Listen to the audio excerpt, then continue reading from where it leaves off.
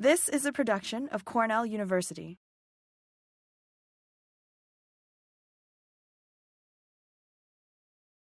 Okay, 2 slides, no data, no chemical formulas. One aspect and the main aspect of what we do with my program, and it involves a number of other people, Debbie Aller, Joseph Amseli, Michael Glass, and it's much of it is in collaboration with Matt Ryan. We receive $500,000 from the state of New York for soil health, and so we have a diversity of programs.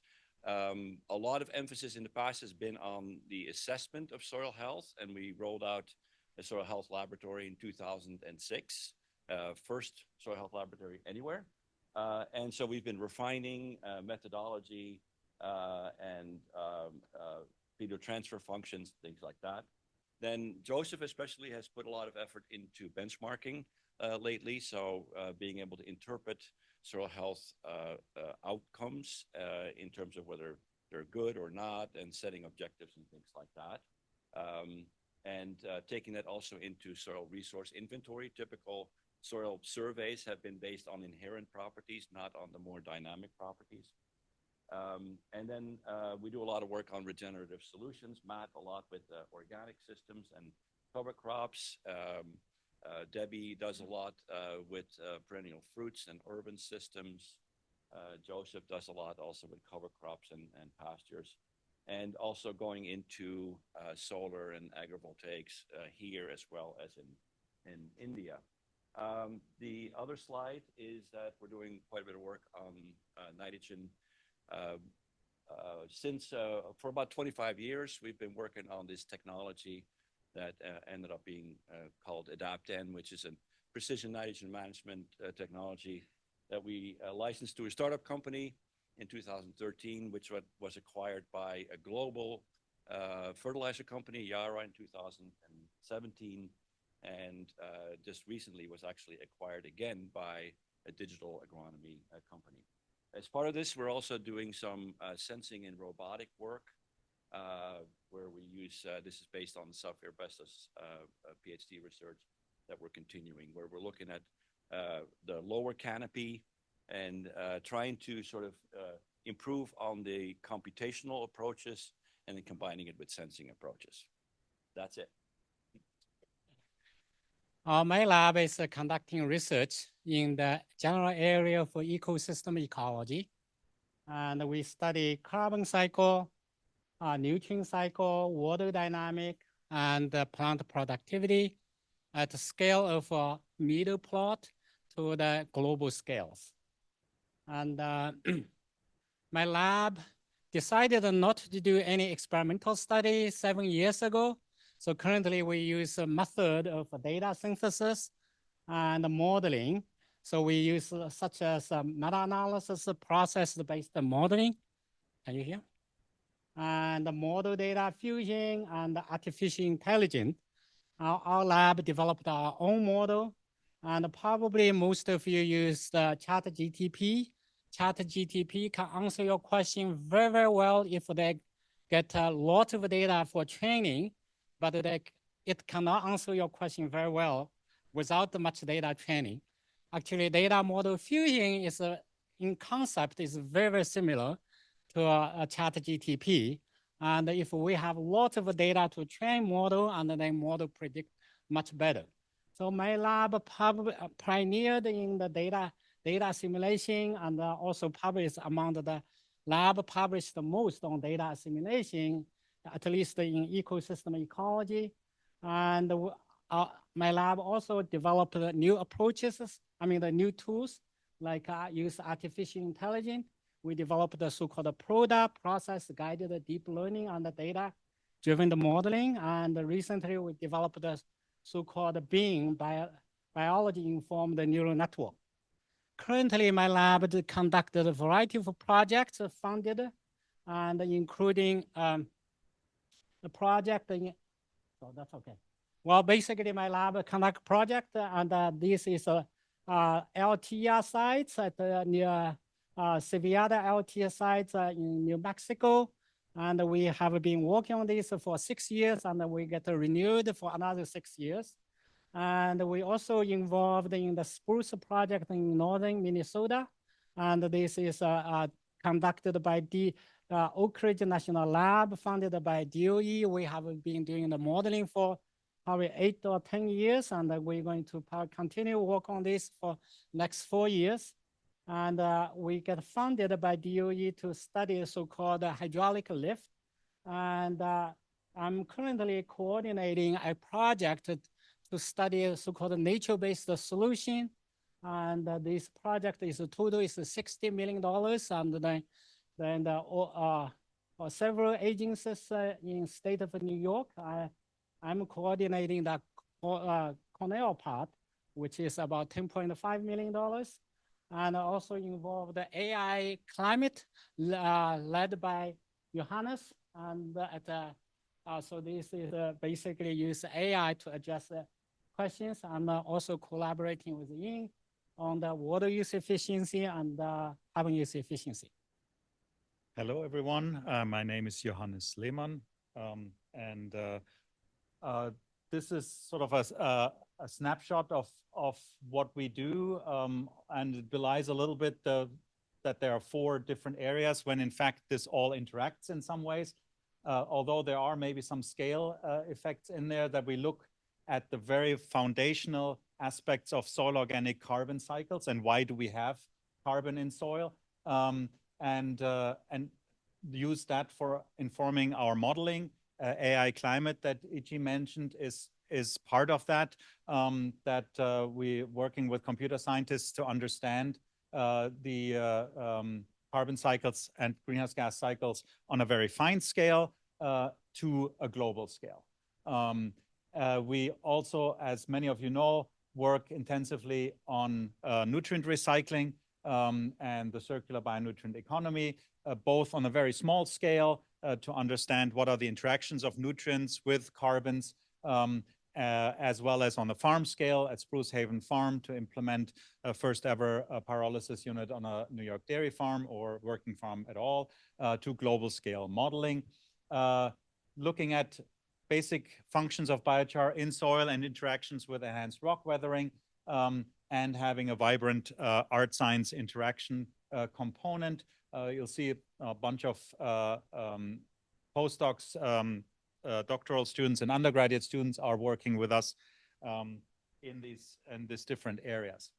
This summer, I spent a little bit more time with colleagues in different domains to think about soil carbon cycles with a performance that I call the death of humus, and the performance at the Max Planck Institute in Berlin on the history of science, talking about fruit smoothies, talking about with an artist about holy shit, and thinking about game shows to bring that topic to a wider audience. And we developed a card game that is 124 questions to a scientist, to know a lot of probing questions that you might enjoy playing. So those are some of the things I'll try to do. Thank you. Hi, everyone. I'm the newest member in this family. So a lot of you already have interaction during my interview. I do recognize a lot of faces, and I still, feel like really appreciate the interaction during my interview. So I still feel the pressure of this interview mode because it was just a few months ago. But I feel this is a perfect time that I can show you what I do. And hopefully, if you feel interested, you can come to my office and we can talk further. Okay, so I see we have water here, and we all know when we want to drink because we feel thirsty. But when we manage plant, how do we know the plant needs water? And this is what I do, the plant water use. So my group uses satellite data, UAV data, and different sensors to monitor one key parameter, which is evapotranspiration. And this is how the water returns back to atmosphere from the soil. So here you can see how these data actually they are different from different platforms with different spatial resolution, different temporal resolution. And my group work on this data fusion platform to better use all these data together, get us accurate field scale evapotranspiration estimation. So as you can tell that we actually are pretty successful in the data production part. We already have a CONUS-wide ET production at 30 meters spatial resolution, which is the Open ET platform. However, now if you get to the website, you still see the data for the Western states. But we are working on the Eastern part, and we are working with a lot of international collaborators to expand this to a international coverage. And also, we are not just to stop there. We use our data, and we use the data for application and for science. So for application part, we do irrigation scheduling.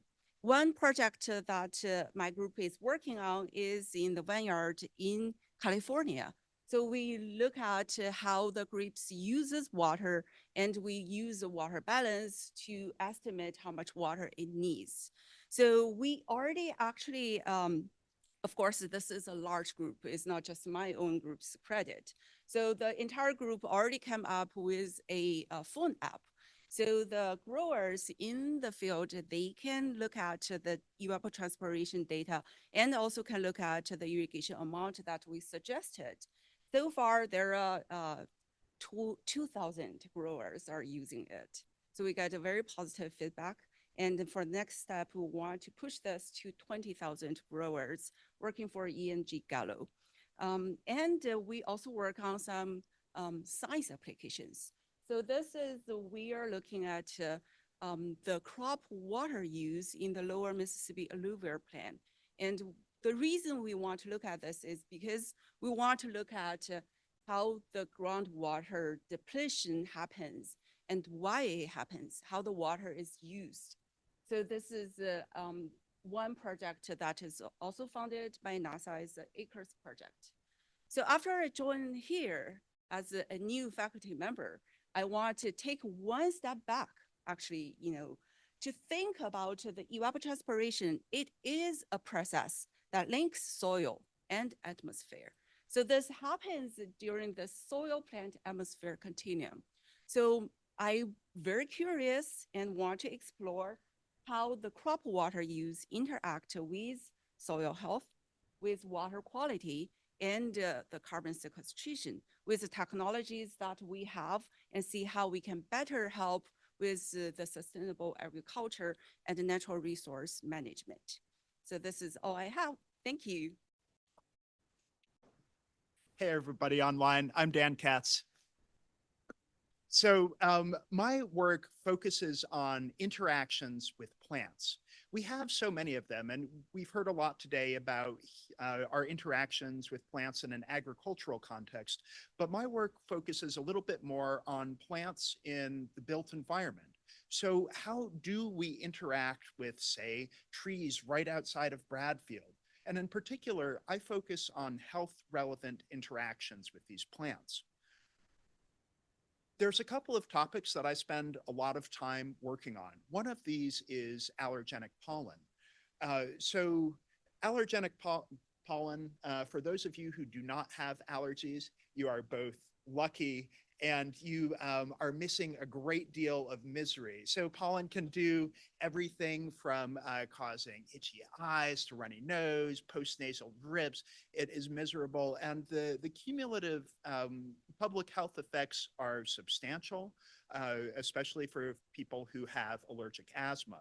It also has strong economic impacts, and the estimates are coarsely that there are tens of billions of dollars of economic damage every year due to pollen allergies in just the United States. At the same time, we have only a very poor sense of how much pollen people are exposed to in their day-to-day lives, and how our decisions about what, say, like what trees we plant in cities affect our exposures. So a lot of my work is on leveraging plant ecology and other disciplines to come up with operational models of pollen forecasts. So we can basically say, hey, how much pollen are you going to be exposed to in your day-to-day life?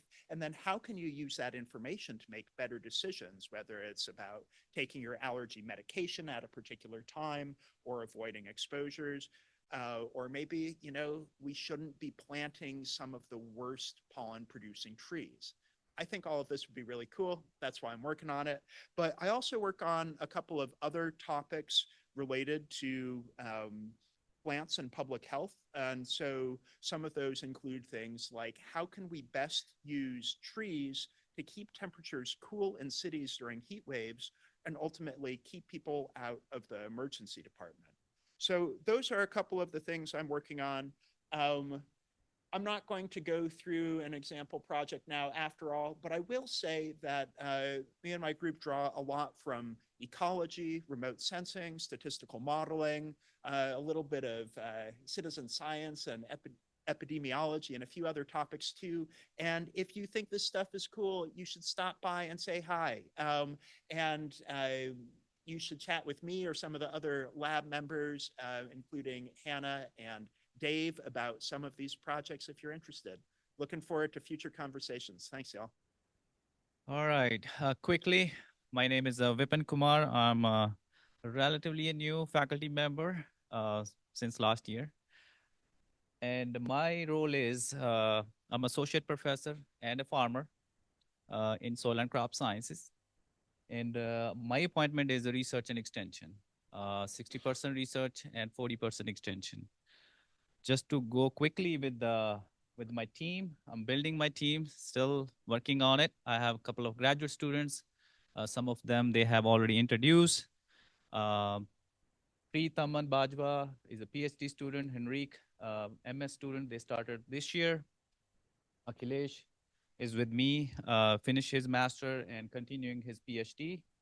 And I got a couple of undergraduate students this year as well. So overall goal of my program is to look at developing some cost-effective and sustainable weed management strategies. As I said, I'm a farmer. I seek to find solutions for weed control, and I want cost-effective and sustainable ways of controlling these weeds. And how my approach is to reach there using multi-tactic tools, using integrated weed management tools. Folks who knows the conventional agriculture have been relying on chemicals, 90% of the conventional agriculture. My program is looking at other practices to integrate as a system approach so that we can develop some information that can be used for the season support tools who can help producers, especially who are going to use these tactics. Some projects we have started. First project we have started last year looking at the herbicide resistance, prevalence, as well as the pattern, the frequency. What are those weeds have been evolving resistance?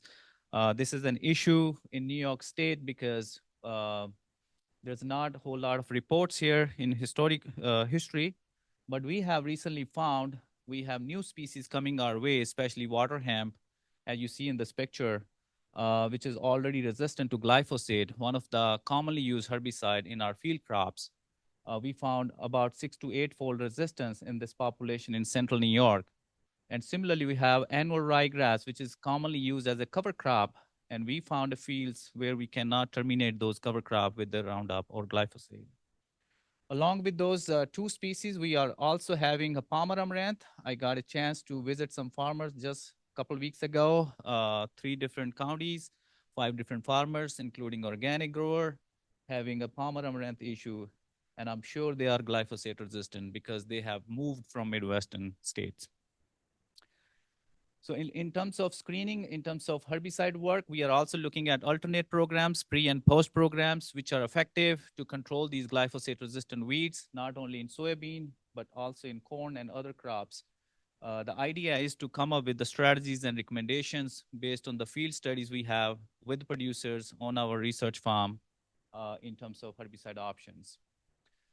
Last but not the least, as I said, I'm trying to integrate different chemical and non-chemical tactics. I have graduate students who are looking at the precision ag tools and technologies, especially the cameras and sensors that can be used in not only imaging weeds, but the crops and cover crops, so that we can have digital tools and prescription maps that can be used for site-specific weed control. Along with those digital tools, we have mechanical tools like harvest weed seed control. That is a novel technique, has been used by Australians. We are trying to develop some data here in New York State in corn and soybean, along with integrating with a lot of cover crops, which my colleague Matt Ryan is going to talk about. And that's all. Thank you. Okay, howdy. I am filling in for Dr. DiTommaso today. I'm a postdoc in the lab. The Dr. DiTommaso lab basically covers weed ecology and weed management in agricultural systems as well as in natural systems. And most of the projects are surrounding climate change as well. So I'm actually going to start with the lab members and then just do a brief overview of our different research projects within the lab. So Linnea Smith and Rebecca Stupp are studying wildflower strips and native pollinators. Dana Russell and Carrie Marshner are studying agrovoltaics. Scott Morris is our technician and weed identification extraordinaire. Natasha Jurek is also in Matt Ryan's lab studying Kernza. And I am studying Parthenium hysterophorus, which is a very interesting weed of global significance. So going into the kind of the weed ecology side, like I said, I study Parthenium. So I am comparing 3 native populations from Mexico and Texas to 5 global populations that have a very invasive kind of growth habit, whereas that's not present within the native range. So I'm really interested in what is this kind of sort of ecological and environmental trigger between the same species within its native and invasive range. And it's a C3, C4 intermediate. So that's another thing that makes this weed very interesting.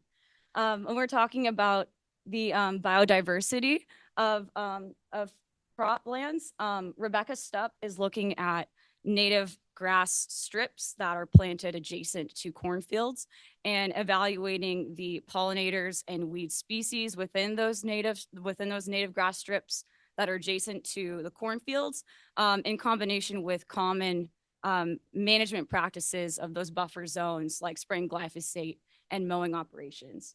Whereas Linnea Smith is looking at using multi-seed pellets or MSP pellets for planting wildflower strips, because they're this pellet that's like a carrier for wildflower seeds that can be used for standard planting practices like with a drill or an air seeder. So it kind of takes away a hurdle for producers to implement wildflower strips.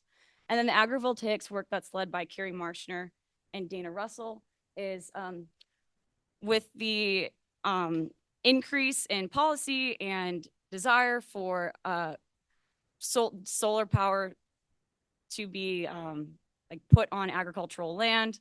There's a need for finding ways for crops and vegetables to be planted perhaps under the agrovoltaics to maintain some sort of farm production in those areas. So Carrie and Dana are leading that.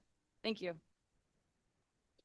Right. Hi, everyone. I am Matt Ryan. I am an associate professor in soil and crop sciences. I am an agroecologist, and so I study sustainable cropping systems.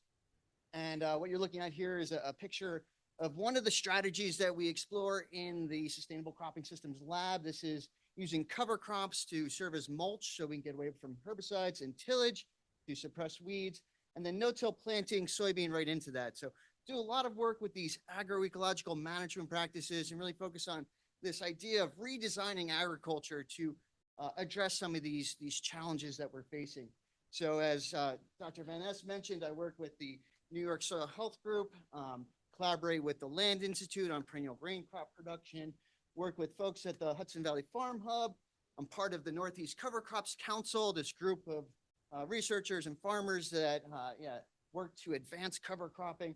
And I'm also part of this Precision Sustainable Agriculture project, looking at different ways to use technology and to advance cover cropping through the development of different decision support tools.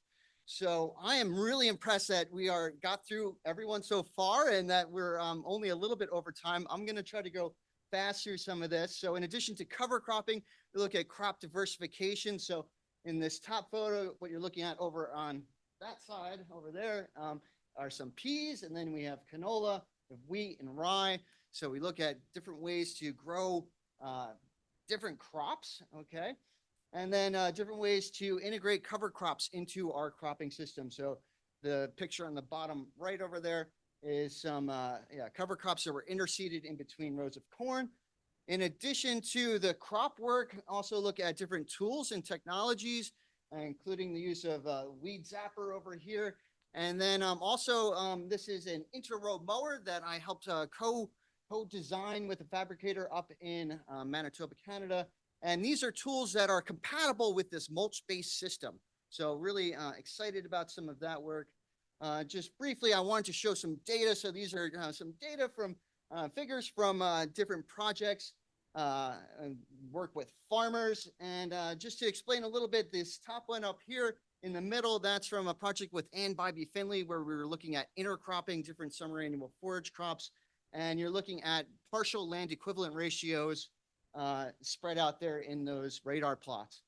I had a project with Jeff Liebert looking at the adoption of agroecological management practices with organic farmers across the US based on farm size. So you can see these smaller farms are using more of these practices. Over in the bottom right over there, that's a relatively new project with Adam Sharifi looking at the effects of different corn seeding densities and then also nitrogen rates, and looking at the yield effects in this system where the corn is no-till planted into a rolled crimped hairy vetch system. Want to put in a plug for this person right here. This is Tor Oster. We have a field day actually tomorrow at his farm where we're going to be highlighting some of the on-farm research that we're doing with Tor. In this photograph here, he's talking to some of the students in my sustainable agriculture class about the on-farm research that he's doing. So all of the stuff that I do in my lab is all through and in conjunction with the people in my lab. So some really wonderful people that I have the opportunity to work with. These are just some photographs of them. Of course, there are people that are missing, including Jay and Jay Nepal, and many undergraduate research assistants. So if you are interested in any of this, please come talk with me. Always happy to chat about the different work that we're doing. So thanks, everyone. I hope this was useful and interesting for everyone. Look forward to talking with you and to the rest of the seminar series. I think that's it. I asked Vipan for 12 slides. No? Bear with me. Too much text. My name's Andy McDonald. A lot of the people in my lab group are here. You should also know that we work a lot with CGIAR colleagues and others internationally. The program's name and lab's name is Systems Agronomy for Global Development. And we try to be accountable to that, of how we create impact. And we do that through the integration of mixed methods, field trials, observation and survey data generation, dynamic and data-driven modeling, and we typically work across scales. We have a big focus in South Asia, but also bleed into Southeast Asia, North Africa, and beyond. And I won't read the rest. So I'm going to break this down into 4 engagement principles to keep things simple. The first one is starting with the system, not the solution. And this is work that Laura Arenas-Calle, if Laura is here, and David Rossiter have led on. Many times when people think about rice-based systems, they're thinking rice looks like this. Well, 3 kilometers away on the same day, rice can also look like that. And so if we don't understand how these systems actually function and the distribution of these essential soil properties, or in this case, field water properties, we can't understand things like methane emissions and the conditional role of new technological change. So our first principle is starting with the system, doing the diagnostic work so that we really understand how these systems function and move forward on that basis. The second principle is to be open to surprises and recognize patterns. This is data on nitrogen use in rice-based systems in India. when you do the diagnostic research here and you look at the estimated greenhouse gas emissions, you recognize pretty quickly that the problem is not these high-yielding farmers pushing the envelope. It's actually the low-yielding farmers who are using too much fertilizer. And of course, this has pretty profound implications for who you target in terms of reducing emissions. Second thing we do that's adjacent to this is to do predictive modeling to say, okay, if we need to address this problem with N2O emissions, where do you go? Yeah, so this is a data-driven approach and spatial framework to guide action. The third principle is to recognize system dependencies and trade-offs. Simple practice of burning residue, big environmental problem, public health problem in these environments in South Asia where we work. It's not about just that decision. It's about the agronomy and crop productivity, but it's also about labor. It's also about the combine and mechanization and the role of livestock in these systems. So if you put a systems perspective on this problem, the leverage points you have to push change in a different direction shifts from saying you shouldn't do this to a framing that says, well, why are farmers doing it? And my last one, we need to reorganize the way that we do science. So this is not about just the applied research, but it's the priority setting, and it's the intervention design, and it's the learning as we go. Thanks very much. So I'm going to be, because I'm presenting touch a little bit on some of the work. I won't present tomorrow. Yeah, so my program is digital agronomy, and we just launched the new farmers that I have, which is we hope to be a Christianized lab that is working in the service of the farmers who try to experiment on their farms.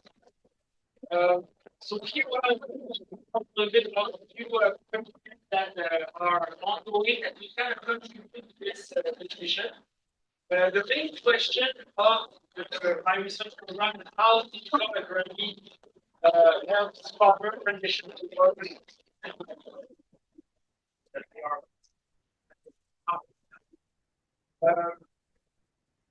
First thing that I did when I started my program, I ran a set of interviews, meeting with farmers for 2 hours, each of them asking how are the data collected, how are they organized, and how they are analyzed on the farm. We have a publication on this, and the work really allowed us to better understand like what's the starting point and what's the data environment of the farmers field process. Working on several aspects, trying to simplify contextualization of different farm observation. Because if we're going to work on farmers with their own data, these are observed data. So now we want to put a good context for those data so that they become scientific intent, work with, and generate new events. So there is working on a system for which you just do the boundary of one plot, farmer's field, and it will retrieve a series of data that will allow contextualize the soil impact, whether that's a remote sensing, index, that kind of data automatically retrieve. So that allows us to simplify the process so we scale up the capacity of the program. Then with, one thing that is interesting is to track pedology across the season to see the crops growing normally, it's going well. So one project that I did to explore the NE space where we have a vegetation index and a water index, and then we found that with this we can track the pedology of the crop throughout the entire season. That will help us contextualize that. And then Alex is working on time series, the remote sensing based time series, to start learning more how we can monitor the crop nitrogen status throughout the season, and then with this be able to see if the crop is. This has been a production of Cornell University, on the web at cornell.edu.